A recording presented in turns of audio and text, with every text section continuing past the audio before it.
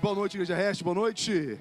Boa noite, que bom nós estarmos juntos aqui. Agradecer esse espaço aqui que foi prestado para a gente hoje. O pastor Dodô, da Igreja Plena, é um amigo, gente seríssima. Pastor Café, né, que é meu primo. E de alguma forma talvez eles estejam ouvindo. Então quero agradecer em nome da igreja, de toda a igreja, pela generosidade de estar emprestando esse espaço para a gente. Irmãos, eu vim trazer para você uma reflexão essa noite. Queria que você abrisse seu coração. Queria fazer uma oração. Pai, muito obrigado por esse momento. Obrigado pelo privilégio que o Senhor nos dá de sermos ouvintes da Tua Palavra e participante. O Espírito Santo de Deus fala ao nosso coração, que possamos sair daqui convictos, Senhor, a respeito de tudo que for falado. Assim, Pai, nós te agradecemos em nome de Jesus. Amém e amém. Irmãos, nós estamos numa série de mensagens onde nós estamos falando muito sobre caráter cristão. Nós estamos falando sobre descanso. E descansar na Bíblia sempre é encontrar o Salvador.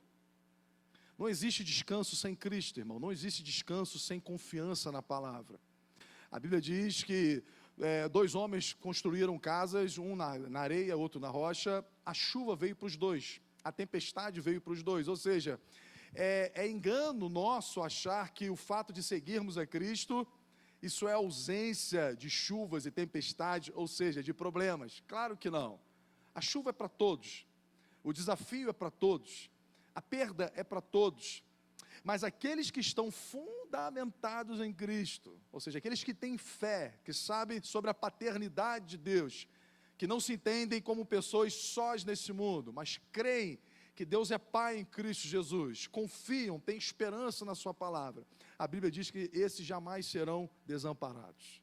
Jamais serão desamparados. Enquanto existem vidas sendo ruídas porque não tem Cristo, irmão, a verdade é essa. Não tem fé, não se sustentam. Porque a palavra de Deus, ela é poderosa, irmão. Ela é poderosa para nos manter de pé. É poderosa para cumprir o que lhe apraz. Então, de tudo que a gente deve guardar, a Bíblia diz, guarde o seu coração. A Bíblia não diz, olha, fique atento ao que está acontecendo fora. A Bíblia não nos alerta a ficarmos preocupados com o que está acontecendo fora. Mas a Bíblia diz, guarde o seu coração. É porque lá vão vir as decisões, a qual vai fazer com que você permaneça de pé, ou que tudo venha se desmoronar na sua vida. Guarde o seu coração. E de tudo que a gente falou aqui, hoje eu quero fechar essa série de mensagem com a missão de Jesus. É nós entendermos o propósito de nós estarmos aqui. A igreja não é o lugar para acertar a vida moral das pessoas apenas. A igreja também não é o lugar de realizações materiais ou financeiras. A gente sabe que quando a gente chega até Cristo, Deus abençoa a nossa casa. Deus abençoa a nossa sementeira, a nossa capacidade de semear. Ele nos dá pão. A gente sabe que Deus traz cura para a nossa alma, feridas que foram abertas, traumas. Deus apaga o nosso passado, Deus nos faz forte, Deus coloca as coisas no lugar. Nós cremos nesse Deus, um Deus que trabalha no nosso caráter, aquele que fazia tal prática de pecado, hoje não faz mais, mas essa não é a centralidade de nós estarmos aqui. Isso nos prepara para algo. Deus quer te prosperar, não é a prosperidade pela prosperidade. Deus também não quer acertar a sua vida como caráter apenas para você poder gozar de uma moralidade para esse mundo. Mas tudo isso que Deus faz na nossa vida nos prepara para uma missão, nos prepara para uma obra. Ou seja, é como se a gente tivesse hoje a lembrança ou a convicção de que Deus está agindo na minha vida, Deus está agindo na minha casa, mas Deus, na verdade, está me preparando para uma grande missão. A Bíblia diz que nós somos testemunhas de Jesus. Eu particularmente, eu tô abandonando o termo assim, você é cristão? Porque cristão tem várias vertentes. Você conhece muitos cristãos que você diz, eu não quero ser cristão com esse testemunho. Eu acho que precisamos trocar a palavra cristão para seguidor de Jesus, porque aí não tem escapatória. Então, quando alguém pergunta aqui, você é o quê? Eu costumo dizer, eu sou seguidor de Jesus. Eu procuro imitar Jesus. Eu procuro ser parecido com Jesus. É essa a missão. É para isso que nós estamos aqui, para nós parecermos com Ele e levarmos pessoas a se parecer com Ele.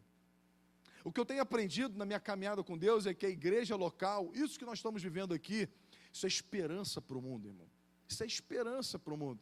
Eu tive o privilégio de viajar agora e nós estávamos lá em Recife, uma praia muito bacana, muito bonita, e o cara lá da jangada, muito falante, né, nordestino, muito engraçado, e ele foi lá fazendo as piadas e falando aquela coisa toda, parecia ser um cara muito alegre, muito divertido, e quando nós chegamos lá no fim da viagem, Keilane chegou assim, Zé, fala de Jesus para ele.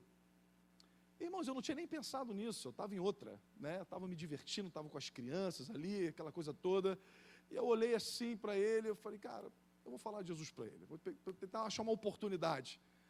E aí, nós saímos do barco, e aí eu acabei me perdendo dele, e eu fiz uma oração simples, irmão. Deus, se você quer falar com esse homem hoje, faça ele cruzar o meu caminho aqui. E daqui a pouco vem ele andando, veio na minha direção, parou e falou, poxa, compartilha no seu Instagram, aqui é a minha jangada, pô, publica lá, fala do meu nome. Aí eu cheguei para ele e falei, cara, tu conhece Jesus?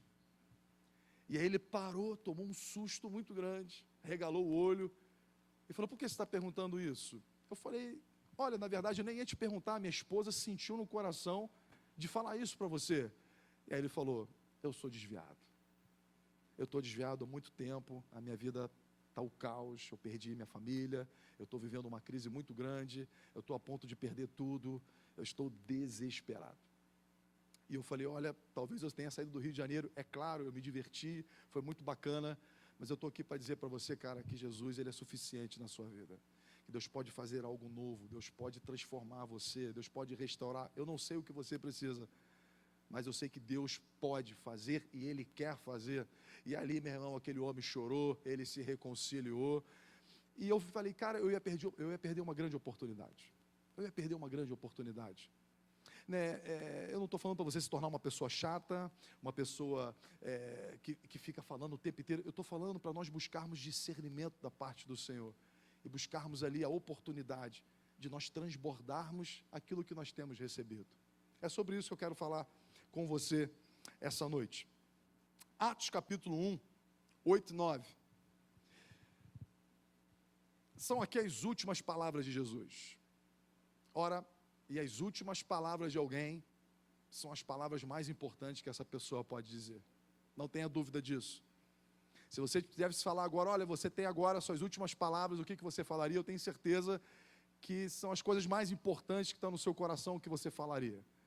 Então Jesus, ele vai para o céu, não é que ele vai morrer, ele já está ressurreto. E ele vai deixar aqui suas últimas palavras para os seus discípulos. E olha o que ele diz: mas recebereis poder ao descer sobre vós o Espírito Santo, e sereis minhas testemunhas, tanto em Jerusalém, como toda a Judéia e Samaria, até os confins da terra.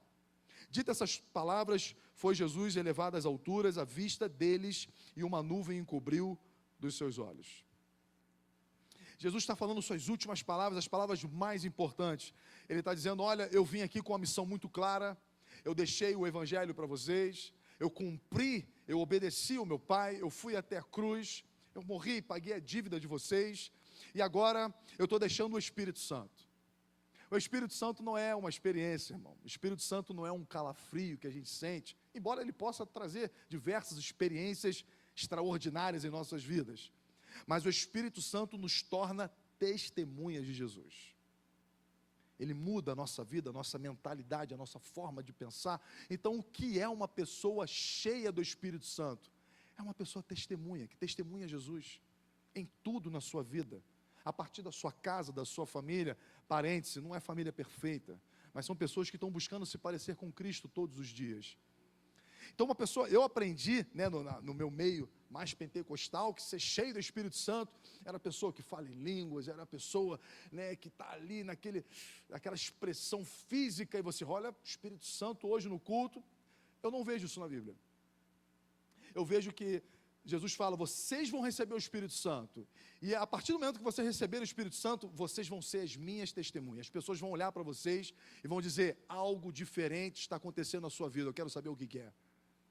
Existe algo na sua vida que eu quero entender o que você tem, porque eu vejo paz em você, eu vejo plenitude na sua casa. Você para mim é uma referência. O que você tem que eu preciso ter? E você vai dizer, Eu sou cheio do Espírito Santo. Eu tenho o Espírito Santo.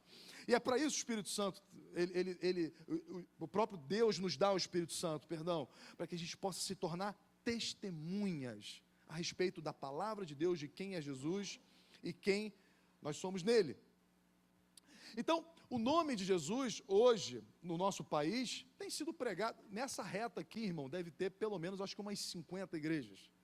Nós vivemos num país que igreja não é problema. Igreja tem em todos os lugares. Isso é bom e ruim ao mesmo tempo.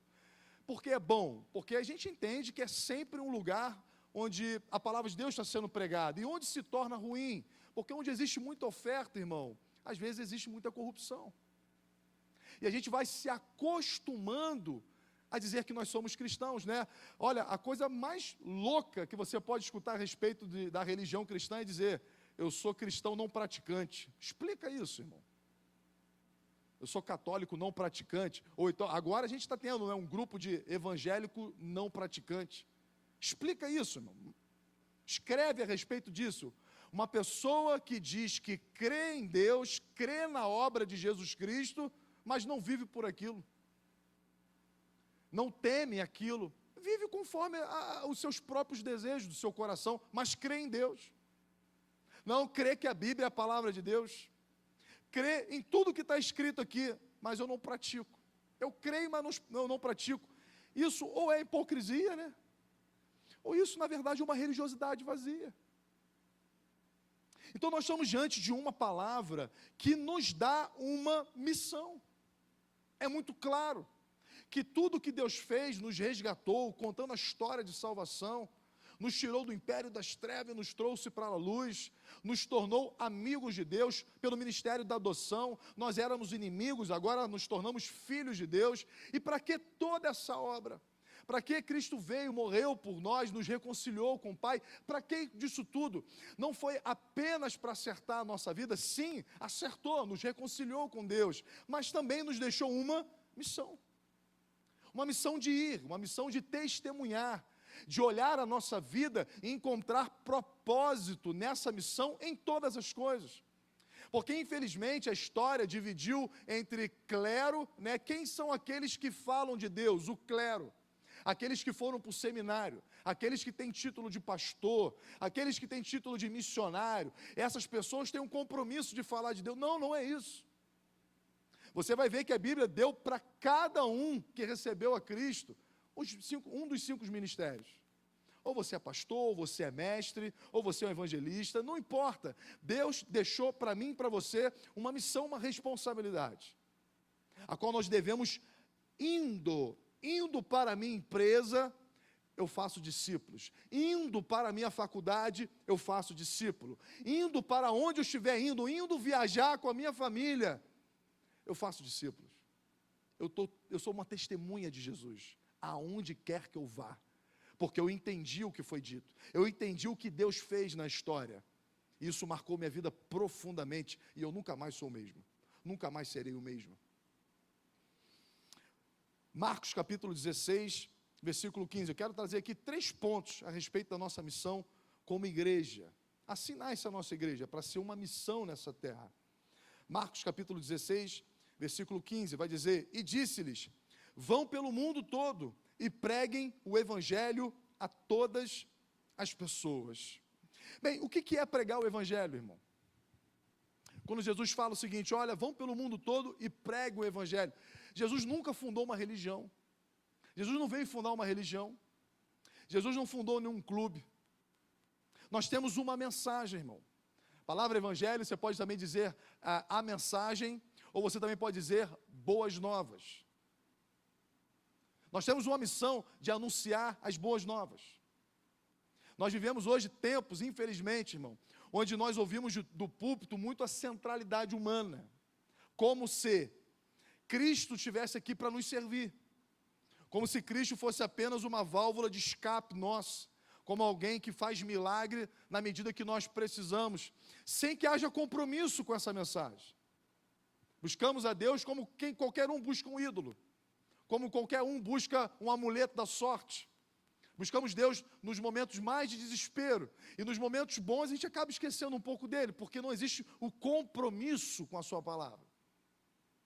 Mas quando nós entendemos que nascemos de novo, nascemos para uma nova vida. E dentro dessa nova vida, onde Deus, claro, conserta tudo, arruma a nossa casa, muda a nossa forma de pensar, Ele nos prospera, sim, eu creio em tudo isso, mas Ele também nos dá uma missão, irmão. Ele nos dá uma missão.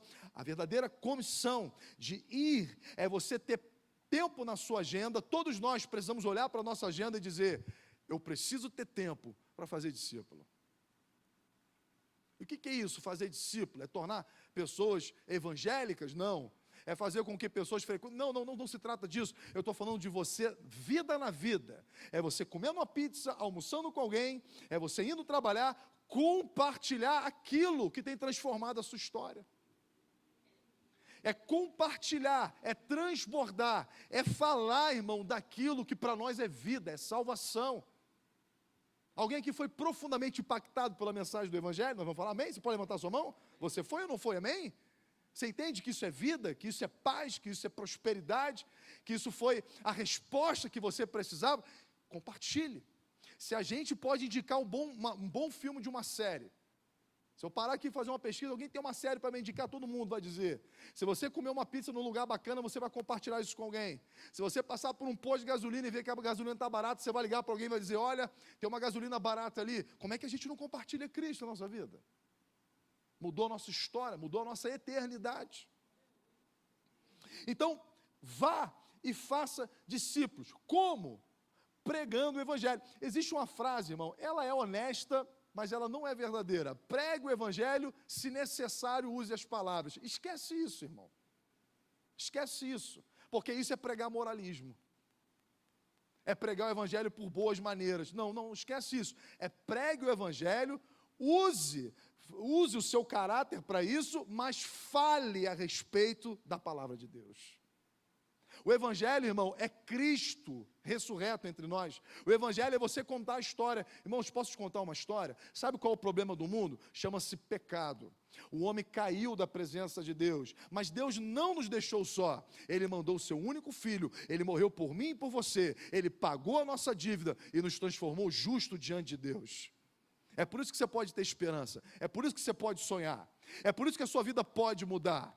É porque Cristo pagou a nossa dívida diante de Deus. Ele te tornou justo. E se você é justo, agora você pode ler Deuteronômio 28. Você é abençoado. As promessas vão te alcançar aonde você estiver. Mérito da obra de Jesus Cristo. Mérito daquele que fez o que nós não poderíamos fazer. Como não espalhar essa notícia, irmão? Como ser uma represa dessa notícia? Como eu saber a Bíblia de Gênesis e Apocalipse e não falar sobre essa notícia? Então, irmão, pregue o Evangelho. Fale a respeito. Você pode ter certeza, irmão, Deus vai colocar pessoas ao seu lado. Alguém vai chegar para dizer e vai dizer: cara, eu estou a ponto de chutar o pau da barraca, eu estou ao ponto de sair de casa, eu estou ao ponto de fazer isso. E você vai falar: olha só, você não precisa fazer isso. Sabe por quê? Porque Deus vai restaurar a sua vida. Deus vai fazer algo novo. Deus vai mudar a sua história. Eu tenho provado isso lá em casa. Deus tem feito grandes coisas. Transborde essa boa notícia. Fale, pregue o Evangelho. O Evangelho, irmão, vai ressignificar o nosso propósito de vida. Irmãos, até então, quando a gente não conhecia o Evangelho, a gente estava naquela corrida do 1000 ao 1.000.000. O nosso foco era chegar lá, era chegar em algum lugar, era ter, era conquistar. Eu não estou dizendo que essas coisas, irmão, é errado fazer.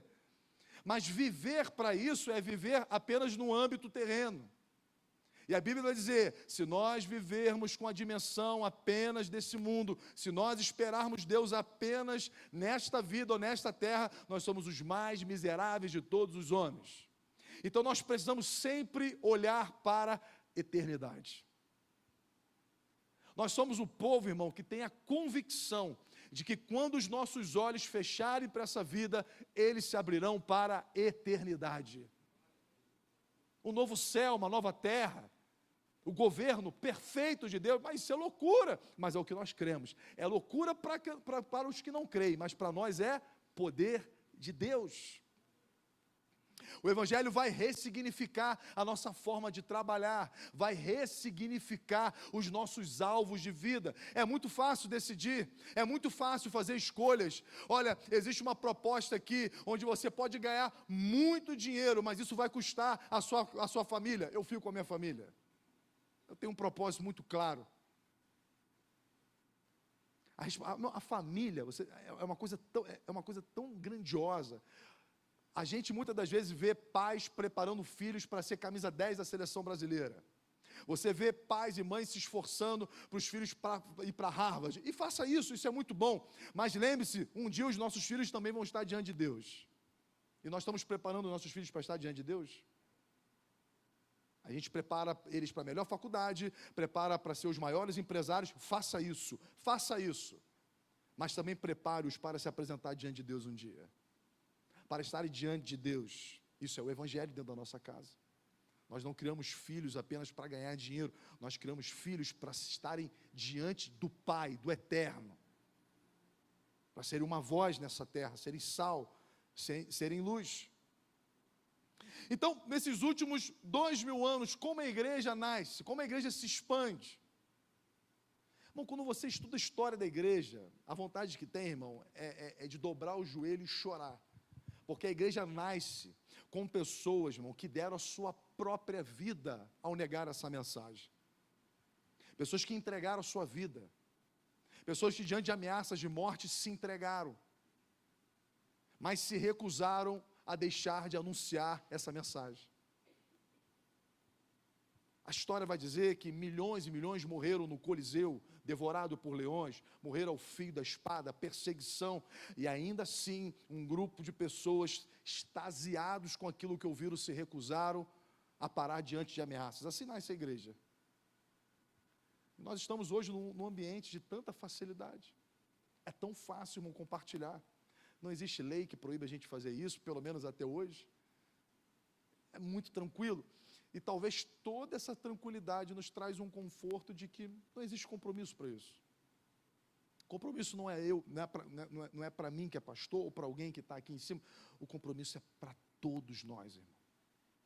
E a igreja que a gente vê, a igreja Reste, ela nasce com esse coração inflamado, irmão. De nós sermos uma resposta para a nossa cidade. De que nós possamos levantar uma bandeira, porque existe, irmão, uma igreja tão grande quanto a igreja evangélica, é uma igreja de pessoas que estão feridas em casa, pessoas que se magoaram, pessoas que talvez se frustraram porque creram em promessas que Deus nunca fez, foram machucadas por líderes, foram machucadas dentro da igreja, desistiram, se tornaram, pessoas que creem em Deus, mas preferem ficar em casa. E nós, como igreja, nós queremos nos levantarmos e dizer, olha, nós não somos perfeitos, mas nós queremos nos parecer com Jesus. Eu quero que você faça parte desse projeto. Eu quero que você se envolva conosco. Nós não estamos aqui pregando o homem no centro do mundo, nós estamos aqui pregando Cristo. Cristo entre nós. Nós pregamos Cristo, a glória é de Cristo, o nome é de Jesus, a missão é dele. E nós estamos aqui juntos em unidade, falando daquilo que nos trouxe vida, daquilo que tem mudado a realidade da nossa casa, da nossa família, da nossa vida por completo. É resgatar, irmão, esse temor, esse fervor, trazer Cristo para o centro da nossa vida e apontar isso para todos que estão à nossa volta. Olhe para Cristo, olhe para Ele, olhe para Ele. Pare de se importar com a sua própria vida no sentido de fazer planos a qual Deus não fez. Deixa Deus cuidar de você. Não foi isso que Jesus nos convida? Olhe para os pássaros, eles não estão trabalhando. Olhe para as flores do campo, são lindas e maravilhosas e nunca teceram nada. Se o Pai sabe cuidar assim deles, quanto mais de nós, que somos seus filhos. Dê o seu melhor, trabalhe com honra, com excelência, isso glorifica o Senhor. Transborde Cristo em todas as nossas ações. Então a nossa igreja, eu vou falar aqui um pouco da visão da nossa igreja. O que a nossa igreja tem que estar, irmão? No centro do coração da nossa igreja. O compromisso com o quê? Com o discipulado. Então quando a gente fala de DEC aqui, discipulado em casa, irmão, isso não é um grupinho para você durante a semana bater um papo. Isso não é mais uma opção religiosa. né? Isso não é mais um compromisso religioso. O DEC é o compromisso que a gente tem conosco mesmo, de nós sermos discípulos, nos parecermos mais com Jesus e poder transbordar isso na vida de outra pessoa. Porque lá no DEC você vai começar a ouvir que existe alguém que se separou e está passando uma situação difícil, alguém que está numa crise X, e você vai ser um profeta na vida daquela pessoa. Você vai compartilhar Cristo na vida daquela pessoa. Tem momentos que nós precisamos nos encher, e o DEC é um lugar para você se encher e se encorajar, mas o DEC também é um lugar de você encorajar outras pessoas, o encorajamento mútuo, estar junto, discipulado. O discipulado faz parte do coração dessa igreja. É dentro da nossa agenda, onde todos nós temos muitos compromissos, muito trabalho. É você dizer, eu vou dedicar parte desse dia, 1 hora desse dia, para estar com alguém, para transbordar Cristo e aprender um pouco mais sobre Cristo. Romanos 10, 12 ao 15 vai dizer, não há diferença entre judeu e gentio, pois o mesmo Senhor é o Senhor de todos e abençoa ricamente todos os que invocam, porque todo aquele que invocar o nome do Senhor será salvo. Como, pois, invocarão aquele em quem não creram? E como crerão naquele de quem não ouviram falar? E como ouvirão se não houver quem pregue? E como pregarão se não forem enviados? Como está escrito, como são belos os pés dos que anunciam o Evangelho, as boas novas. Então, a Bíblia está falando, olha só, existe salvação, seja judeu, seja gentio, não importa, a palavra é para todos.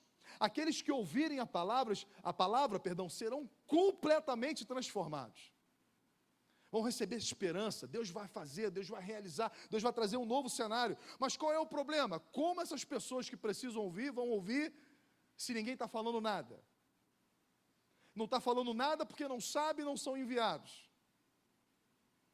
Então a nossa igreja, ela provoca isso. Eu quero convidar você, sabe, dentro da sua agenda tão apertada, se esforce a estar dentro de um pequeno grupo. Se esforce. Perto da sua casa, hoje a gente tem Cambuinha, Piratininga, Fonseca, Icaraí, o que mais? São Francisco, e aí? Pode ser na sua casa, pode ser um lugar, é propósito, irmão, eu quero que na minha casa o Evangelho seja pregado, eu quero que na minha casa pessoas sejam abençoadas, eu quero que Deus entenda que Ele não me deu apenas uma casa, mas Ele me deu um lugar para que o nome dEle seja falado. Participe. Abra faça parte desse projeto de Deus. E a Bíblia vai dizer, como são belos os pés dos que anunciam as boas novas. Uma promessa sobre aqueles que se envolvem na missão de Cristo. Agora, para fazer a missão de Cristo, aqui a gente volta mais uma vez. Eu quero ler aqui Marcos. Os passos de um homem bom são confirmados pelo seu, Salmos. Os passos de um homem bom são confirmados pelo Senhor e deleita-se no seu caminho. Ainda que caia, não ficará prostrado, pois o Senhor o sustém com a sua mão. Fui moço e agora sou velho, mas nunca vi desamparado o justo, nem a sua semente a mendigar o pão. Compadece-se sempre, empresta, e sua semente é abençoada. Aparta-te do mal e faz o bem, e terás morada para sempre, porque o Senhor ama o juízo e não desampara os seus santos, eles são preservados para sempre, mas a semente dos ímpios será desarraigada, os justos herdarão a terra e habitarão nela para todo sempre. Ou seja, fazer a missão é fazer com o caráter de Cristo. Amém, irmão? Fazer a missão, mas é fazer com o caráter de Cristo. E aqui a gente entende que a mensagem, irmão, eu não sei você, mas eu particularmente gosto mais de uma mensagem de confronto do que uma mensagem de motivação. Uma mensagem onde alguém possa dizer para mim, olha, você precisa melhorar isso aqui. Você precisa mudar aqui. Olha, você precisa orar mais, cara. Você precisa ler mais a palavra. E não isso como religiosidade, ok? Se a Bíblia diz que a fé vem pelo ouvir, e ouvir a palavra de Deus, e a Bíblia também diz que sem fé é impossível agradar a Deus, então se a fé vem pelo ouvir, então vamos ter um tempo de devocional todos os dias. Eu tenho absoluta certeza que todos nós aqui, todos nós, Nós precisamos de mudança em alguma área da nossa vida. Precisamos de um milagre. Precisamos que Deus faça, que Deus venha trazer intervenção, que Deus venha fazer algo novo. A gente olha para a Bíblia com tantas expectativas e tantos sonhos, e é bom que a gente esteja com essa expectativa. Mas nós precisamos fazer a nossa parte, irmão. Senão a gente vai transformando o evangelho em mágica. Vamos fazer uma oração forte e Deus vai resolver um problema. Vamos fazer aqui uma corrente, né?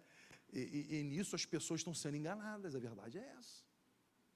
Pessoas vão dando dinheiro, acham que podem pagar por uma promessa, por uma realização, são enganadas, são frustradas, pessoas feridas. Por quê? Porque não entenderam a proposta da Bíblia, não entenderam a mensagem do Evangelho. O dinheiro que a gente traz para a igreja, irmão, é uma resposta generosa ao que Deus tem feito na nossa vida, é um propósito, em você querer fazer parte de algo. Dinheiro não compra bênção, ok? Dinheiro não vai abrir a janela do céu sobre a sua vida, existe um contexto ali. Não é dar dinheiro para blindagem na nossa casa, mas a gente oferta com alegria, com entendimento, com propósito. Eu quero fazer parte do que Deus está fazendo na terra. Agora, qual é a nossa parte, irmão? É o normal. Quem quer um corpo saudável precisa lutar para isso, precisa viver para isso, não é verdade? Existem pessoas que você olha e fala, cara, essa pessoa, ela cuida do corpo dela, está nítido. A pessoa ali veste um 38, um 40, né, tem um pezinho bacana, né, tem uns músculos ali no lugar, e você olha para aquilo e você fala, isso não foi um acidente. Esse cara não tem cara que come barra de chocolate todo dia. Esse cara não come fandangos, não toma quick, né? Esse cara tem uma alimentação, esse cara tem uma vida regrada, e o resultado está ali no shape. A vida espiritual, irmão, é a mesma coisa. Segue o mesmo princípio. Então as pessoas querem de Deus o que não querem dar para a sua fé. Não querem crescer em fé, não tem tempo para isso. Então fica mais fácil cair nessa proposta fácil. Meu irmão, paga aqui que Deus vai fazer. É fácil, a gente paga. Se eu pudesse pagar alguém para ir na academia no meu lugar, eu pagava, irmão. Tem certeza que você pagaria também? Para colher os resultados, né? Mas não dá, irmão. Você tem que ir lá. Você tem que suar, você tem que, irmão, tem que pagar aquele preço lá. Então, eu não estou falando de pagar preço para ser abençoado, irmão. Esquece isso. O preço já foi pago lá na cruz, amém? O preço já foi pago. Mas agora, irmão, é se esforçar para amadurecer na palavra. É você olhar para a palavra e dizer, irmão, eu tenho que entender isso aqui. Eu tenho que viver isso aqui, isso precisa me confrontar. Então, eu tenho absoluta certeza que tanto eu quanto você, existem promessas de Deus que ainda não foram liberadas sobre nossas vidas, porque não amadurecemos para aquilo. Não entendemos, não buscamos. Não temos afinidade com Deus. Existem tantas vozes. O maior desafio do Evangelho, irmão, não é só ouvir a voz de Deus, mas é silenciar um monte de voz que a gente escuta. É dizer, ó, não, eu vou ficar com essa aqui. É dizer não, é discernir. E sabe, e isso muda tudo a nossa vida, irmão. Eu dou um exemplo simples, mas que muda muita coisa. Você participa de um grupo no WhatsApp, dos seus amigos lá da infância, e, meu irmão, tem pornografia, tem não sei o que lá, sai dessa jossa, cara. Pula fora disso. Comece a tomar decisões que vão nortear o seu caráter, que vão te aproximar de Deus, que vão evitar você pecar. Meu irmão, pecar não é uma regra, não é uma regrinha de Deus, pecar é errar o alvo. E a Bíblia vai dizer, tudo que é puro, tudo que é correto, irmão, tudo que é bom, pensa nisso, enche a sua cabeça com a palavra de Deus. Salmos 1, o maior segredo de prosperidade na Bíblia, qual é? É você saber aonde você vai andar e com quem você vai andar. Não se assentar na roda do ímpio, não estar na roda dos escarnecedores, mas ter prazer na lei do Senhor, na palavra de Deus, meditar nela dia e noite. Você vai tomar decisões certas que vão fazer você prosperar. Onde você botar a sua mão, você será bem sucedido. É mágica? Não. Sua cabeça está cheia da palavra de Deus e as suas decisões vão acompanhar do que você está se enchendo.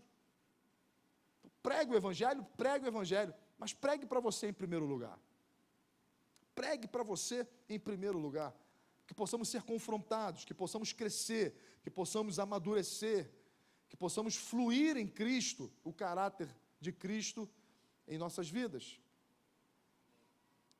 E o ponto 3. Você e eu fomos chamados para viver essa missão. Eu queria que você ficasse de pé. Vou chamar o Ministério de Louvor para subir aqui.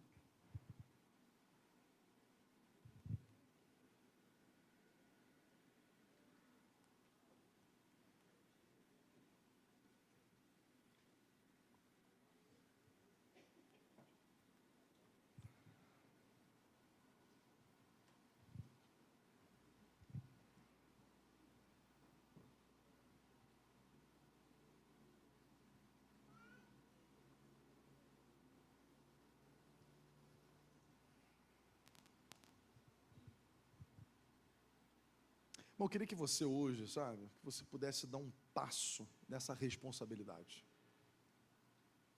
Talvez você diga, poxa, estou com a vida bagunçada. Eu não vim aqui para dizer que eu tenho que fazer mais alguma coisa. Eu não estou dizendo que você tem que fazer mais alguma coisa para ser abençoado. Estou dizendo que o caminho da plenitude se passa em estar na missão de Jesus. Em você entender isso e dizer, Senhor, eu quero fazer parte dessa missão. Eu quero fazer parte disso. Eu não sei aqui quantos tem testemunho de casamento, né? Quanto eu já ouvi diversos. Deus tem promessa para a família, amém? Deus tem promessa para a família, isso é fato, todo mundo sabe disso. Aí está o casal namorando, um aperto, não tem dinheiro para nada, decide casar. Senhor, a gente quer. Aí a porta abre. Um é empregado, outro da geladeira, outro da fogão. O cara está falando de gravata aqui, Áquila, né? Passou gravata no casamento, pegou um dinheiro que deu para viver mais de um mês. A janela do céu abrindo, por quê? Está fazendo o que Deus abençoa, cara. Família. O que eu quero dizer para você, irmão, quando a gente se engaja na missão de Jesus, a nossa vida começa a viver o extraordinário. Tudo que o inimigo quer, cara, tudo que o adversário da nossa alma quer, é nos parar na missão. É fazer de você um crente ferido em casa. É fazer de você um crente mudo. Quase que um agente secreto. Você está em todos os lugares, mas ninguém nunca ouviu falar de Jesus. Você fala com muitas pessoas. Você tem 1 milhão de seguidores nas redes sociais. Uau! Maravilhoso. Quantas pessoas foram impactadas com o que Cristo tem feito na sua vida? Nada. E a gente está assim, Senhor, abre uma porta, Senhor, me abençoa aqui, Senhor, faça aquilo lá. E Deus está falando, eu quero fazer tudo isso. Eu quero. Mas eu queria também que você entendesse que você perdeu o propósito da sua vida. Você está ansioso e preocupado com tantas coisas. Você só esqueceu de que você foi alcançado. Você foi alcançado para alcançar. Deus quer te abençoar, sabe para quê? Para você ser uma bênção. Não é essa a promessa de Abraão? Deus não falou para Abraão, eu tenho uma grande bênção para te dar. Ele falou, seja você uma bênção. E ser uma bênção não é uma bênção para si. Ser uma bênção, irmão, é ser uma bênção para alguém. O que a Bíblia está nos ensinando o tempo inteiro, irmão, é que quando a gente começa a viver para a missão de Jesus, é claro, primeiro dentro da nossa casa, mudando como marido, mudando como esposa, mudando como filho, ajustando. Nossa primeira igreja é a nossa casa, né? A Bíblia diz que um obreiro que não sabe administrar bem a sua casa não está apto às coisas do Senhor. Tudo começa dentro da nossa casa. É lá que é o nosso maior desafio. Lá está, lá que o fruto do Espírito, ele é exercido com maior plenitude, dentro de casa. E quando a gente começa a fluir dentro da nossa casa, quando a gente começa a servir a nossa esposa começa a servir os maridos, a gente começa a servir os nossos filhos começam a aprender de nós, irmão, a bênção do Senhor começa a inundar a nossa, tudo, onde a gente toca, onde a gente bota a mão. É por isso que o inimigo quer trazer divisão dentro de casa. É por isso que o inimigo vai atacar em primeiro lugar a família, porque destruindo a família, ele impede, irmão, tudo que Deus vai fazer sobre nós. Então começa a ajustar dentro do seu lar. Se você está vivendo hoje, irmão, o caos dentro da sua casa, sabe, pare e pense e diga: eu não preciso viver isso. A gente não precisa viver isso. Não é eu contra você, somos nós dois contra o problema. Isso a gente fala lá em casa o tempo inteiro. Não sou eu contra você, somos nós dois contra o problema. Nós dois em Cristo. Somos nós, porque juntos nós vencemos em Cristo, divididos nós pereceremos. Então comece dentro da sua casa um propósito. Sabe, se existe muita gritaria lá, faça um propósito. Olha, a gente vai parar com isso. A gente vai aprender a se respeitar, porque é um filho de Deus que está ali, é uma filha de Deus que está lá. Comece arrumando o seu lar, comece arrumando a sua casa, e você vai começar a ver Deus abrindo portas. Você vai começar a Deus agir de formas, sabe, coisas que estão paradas há tanto tempo, Deus começa a fazer, Deus começa a realizar, começa a colocar propósito de reino em tudo que você fizer. Senhor, está aqui, Senhor, está aqui esse espaço, mas eu quero consagrar em primeiro lugar ao Senhor. Pai, está aqui a minha responsabilidade, eu entendo que eu tenho que fazer isso, me ajuda, me capacita, Senhor. Senhor, eu quero glorificar o Teu nome. Irmão, se nós começarmos a viver dessa forma, nos movermos dessa maneira, nós nos tornamos imparáveis. Porque nós estamos aqui, irmão, para centralizar Cristo em nossas vidas. Centralizar Cristo na nossa história. E anunciar para todos aqueles: olha, o nosso segredo é trazer Cristo para o centro. Quando eu trouxe Cristo para o centro da nossa família, tudo mudou. A bênção foi escancarada dentro do nosso lar. Quando eu trouxe Cristo para o centro do meu negócio, o que é trazer Cristo para o centro do nosso negócio? É depender dele. A gente não depende de esquema, a gente não depende de parada errada. A gente faz o que é certo e Deus abençoa. Deus abençoa. A gente depende dele. Ele é o nosso pastor e de nada nós temos falta. E sabe, quando a gente começa a viver nessa confiança, é dele, a gente começa a tomar decisões: Senhor, estou fazendo isso para glorificar o Teu nome. Senhor, essa decisão que eu tomei, humanamente falando, não deveria ser tomada, mas eu tomei porque eu quero glorificar o Teu nome, eu quero agir, eu quero ser uma testemunha Sua. Tudo que nós fizermos assim, seremos bem-sucedidos. Seremos bem-sucedidos, porque Deus entra na nossa história, Ele toma as nossas guerras, Ele começa a fazer aquilo que a gente não pode fazer. E Deus é especialista nisso, irmão. Ele é o Deus do impossível. O possível, a gente coloca a mão e faz, mas o impossível é Ele. Eu vim aqui lembrar para mim e você que o nosso Deus é o Deus do impossível. Ele faz. Mas Ele deixou uma missão para a gente cumprir. Ele deixou um id. Eu quero te encorajar essa noite, sabe? Eu não sei quantas pessoas tem aqui, talvez 100 pessoas. Que você seja um missionário de Jesus. Não se veja como não. Diga, mas quem sou eu? Cara, eu estou todo errado, cara. Então, se você está todo errado, chegou a hora de você começar a se acertar. Se você está vivendo uma vida de mentira, venha para a verdade, irmão, porque Deus vai mudar a sua história. Se você está preso a vícios, a situações que te oprimem, irmão, confesse o nome de Jesus, peça ajuda para Ele. Compartilhe conosco, nós somos parceiros de caminhada. Não existe ninguém melhor ou pior do que ninguém aqui. Mas peça ajuda, e Deus vai entrar na sua vida. Deus vai quebrar cadeias que você nunca conseguiu quebrar. Deus vai quebrar correntes e grilhões que te aprisionam há tanto tempo. Mas você precisa estar desesperadamente querendo viver o novo. Você precisa se expor e dizer: Pai, como aquele filho que estava morando no chiqueiro, que foi até o pai, teve coragem de dizer: Pai, eu quero ir embora, eu quero dinheiro, eu não quero mais viver na Tua presença. Tudo deu errado, mas ele também teve a coragem de voltar e dizer: Pai, eu errei, eu pequei, eu quero que o Senhor me receba de volta. A Bíblia diz que se nós confessarmos os nossos pecados, Ele é fiel e justo para nos perdoar todos os pecados, apagar o nosso passado e nos trazer vida nova, vida abundante. Então, irmão, seja livre hoje para escolher a vida. Seja livre hoje para escolher Cristo.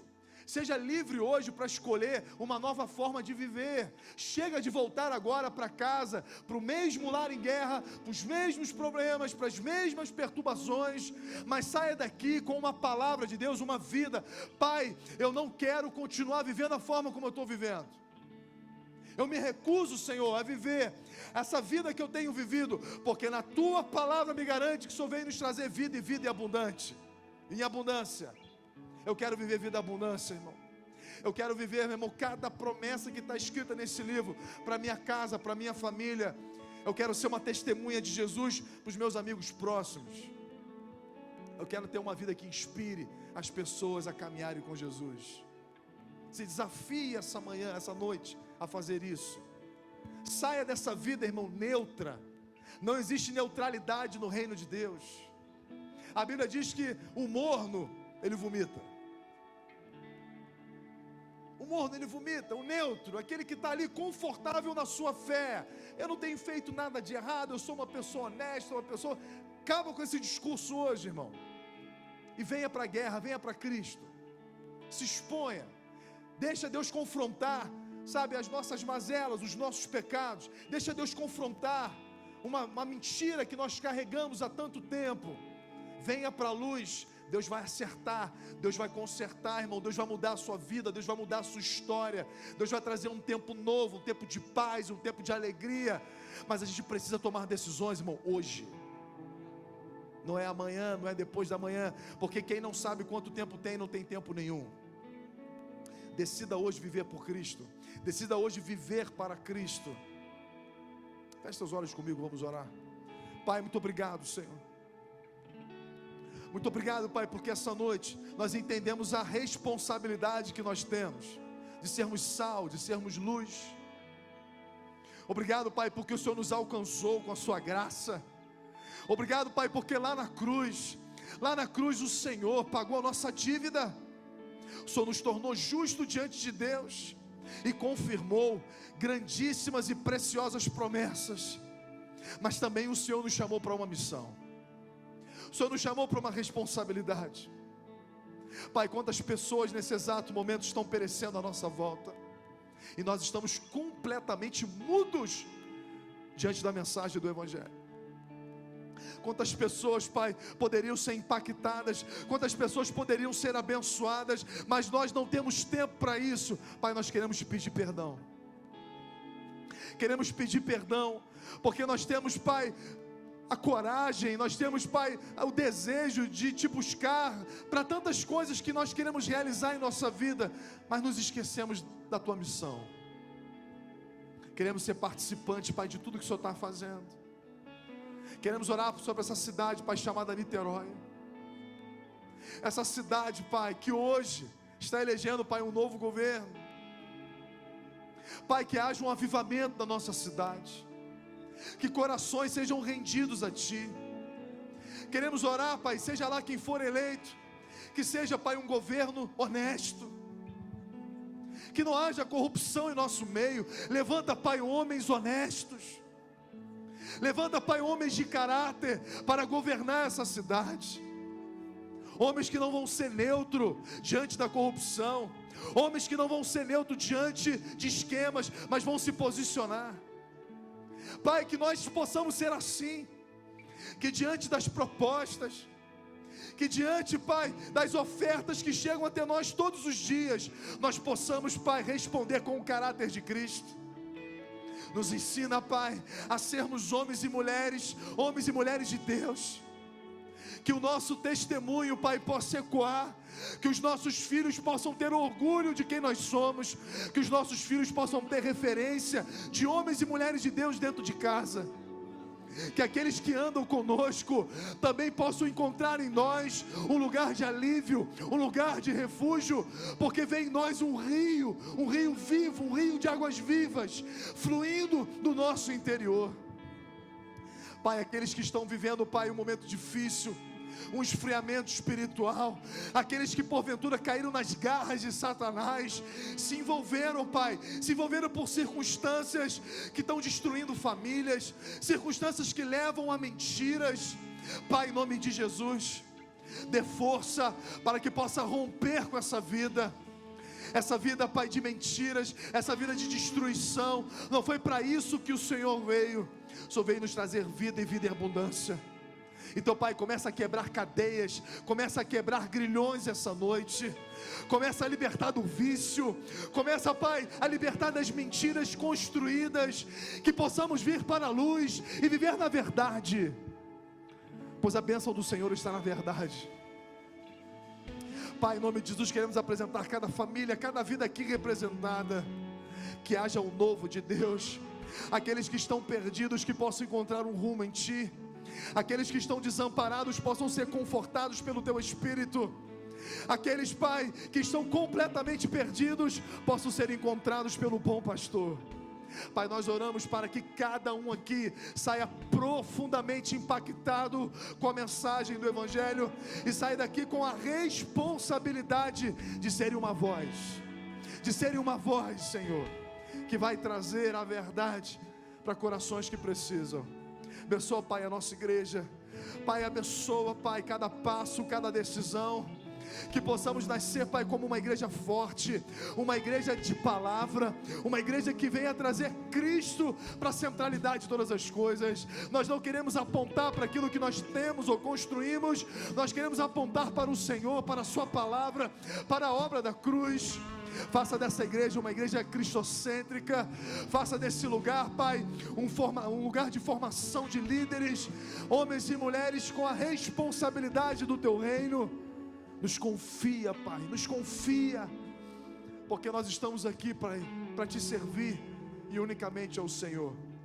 Abençoa, Pai, cada um de maneira particular, de maneira grande e plena, que o milagre que eles precisam, Pai, eles possam encontrar no Senhor, na Sua bondade e no Seu caráter.